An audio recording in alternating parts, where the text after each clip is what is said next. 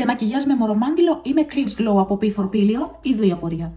Γιατί εσύ γυρίζεις τώρα κουρασμένη στο σπίτι και λες: OK, βαριέμαι, θα πάρω το μορομάντιλο και θα έρθω να κάνω το ντεμακιγιάζ μου γρήγορα και ωραία. Και θεωρείς πως χρησιμοποιώντας αυτό το προϊόν θα σου πάρει παραπάνω χρόνο. Κοίταξε λίγο. Θα πάρω ελάχιστη ποσότητα στο χέρι μου, αυτό αρκεί. Όσο θα κάνω το ντεμακιγιάζ με το μορομάντιλο, θα απλώσω και αυτό το προϊόν σε όλο το πρόσωπο.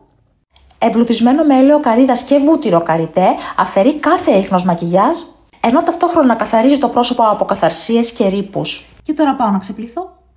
Θέλω να δεις ότι όσο καλά και δεν τρίψα το πρόσωπό μου με το μορομάντιλο, κοίταξε, τόπους, έχει αφήσει, δεν μπορεί να φύγει με ένα μορομάντιλο πολύ καλά η μάσκαρα. Οπότε τι πρέπει να κάνω, πρέπει να ξεπληθώ. Ορίστε το αποτέλεσμα. Κοιτάξτε εδώ με το νερό, έλειωσε τα πάντα, το balm. Εν τω μεταξύ έγινε σαν γαλάκτομα και μετά όταν άρχισα να το αφαιρώ με νεράκι, άφησε μια υπέροχη εμμυδατική αίσθηση στο πρόσωπό μου. Και τώρα με το μορομάντιλο, το οποίο ουσιαστικά τι έκανε, μετακίνησε το μακιγιάζ, γιατί αυτό κάνω με το μορομάντιλο όταν το χρησιμοποιώ, έτσι. Κοιτάξτε εδώ και παίρνω και αυτή τη μεριά εδώ που είναι καθαρή για να περάσω και την άλλη μεριά και να δούμε. Κοιτάξτε. Ελάχιστη. Κοιτάξτε τη διαφορά. Τη μία μεριά με την άλλη. Μια εικόνα, 1000 λέξεις.